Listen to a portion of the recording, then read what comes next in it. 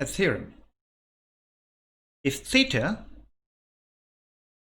is the angle between the vectors a and b, then the magnitude of the cross product of the vectors a and b is equal to the products of the magnitudes of the vectors a and b and the sine of the angle between the vectors a and b. Let's try to prove this.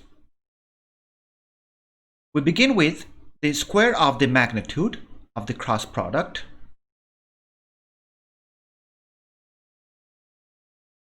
which is the sum of the squares of the components of the vector a cross b. a2 b3 minus a3 b2 squared plus a3 b1 minus a1 b3 squared plus a1 b2 minus a2 b1 all squared. I will expand each of these three terms and will obtain the following equation: a sub 2 squared b sub 3 squared plus a sub 3 squared b sub 2 squared, and we have a middle term which is negative 2 a sub 2 a sub 3 b sub 2 and b sub 3.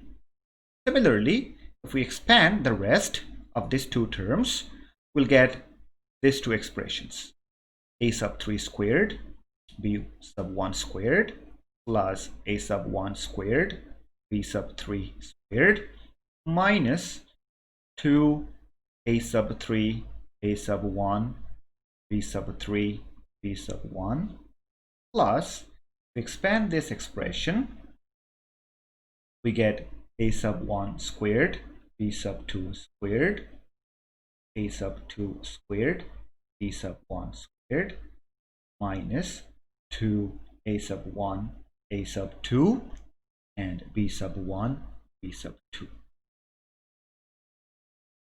Now if we try to factor, for example, a sub 1 squared from this term and this term, we'll get a sub 1 squared times b sub 2 squared plus b sub 3 squared plus, if we try to factor a sub 2 from these two terms,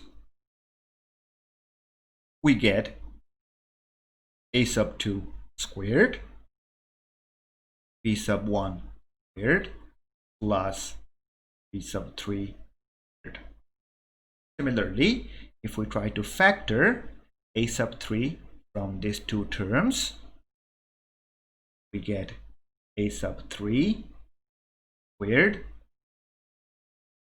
b sub 1 squared plus b sub 2 squared, and we'll copy the next three terms, cross product terms: a sub 1 a sub 2 b sub 1 b sub 2 minus 2 a sub 2 a sub 3 b sub 2 b sub 3 minus 2 a sub 3 a sub 1 b sub 3 b sub 1.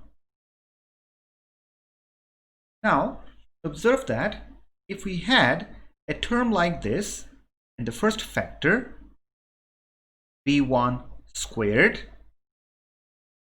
then we can write this expression as the square of the magnitude of the vector b. So we added a term like a1 squared b1 squared, we have to subtract it.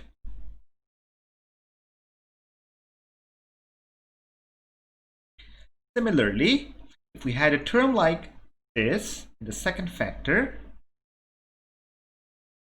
we can also put this as the magnitude of the vector b squared. We have to subtract the added term here.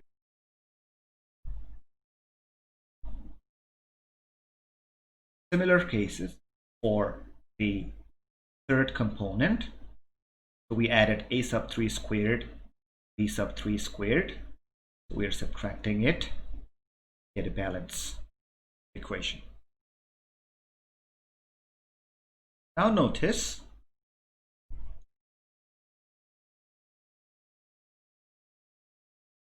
if we factor the magnitude of b squared, we get a sub 1 squared plus a sub 2 squared plus a sub 3 squared.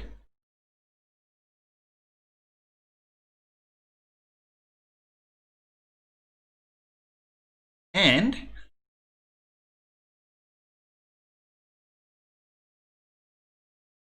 all the 6 terms here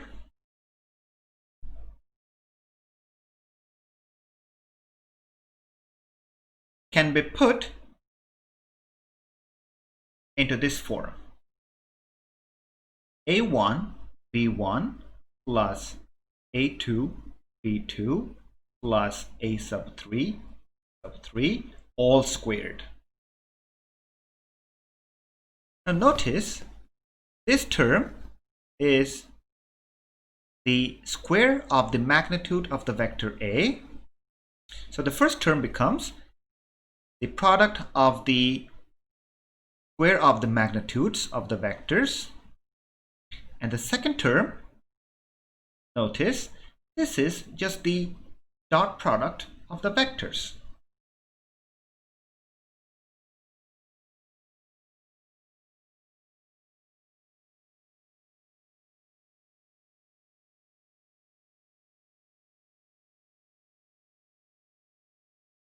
In this step, now we're applying the definition of the dot product, which is the magnitude of A times the magnitude of B cosine theta, so which gives the square of the magnitude of A, the square of the magnitude of B times the cosine squared. Now if we factor the term, we obtain 1 minus cosine squared theta, which is in fact the sine squared theta. If you remember, on the left hand side we had the square of the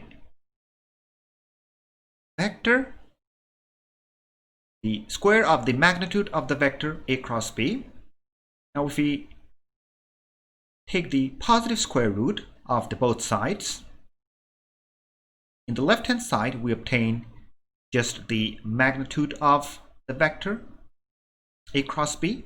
In the left hand side we obtain the magnitude of A times the magnitude of B times the positive square root of the sine squared theta, which is in fact the absolute value of sine theta. Remember, theta was the angle between the vector A and B, so it must have measure in between 0 to pi. So for that range of values of theta, sine is positive or non-negative. So we have finally the magnitude of the vector A cross B is exactly equal to the magnitude of A times the magnitude of B times the sine theta only. This is the end of the proof.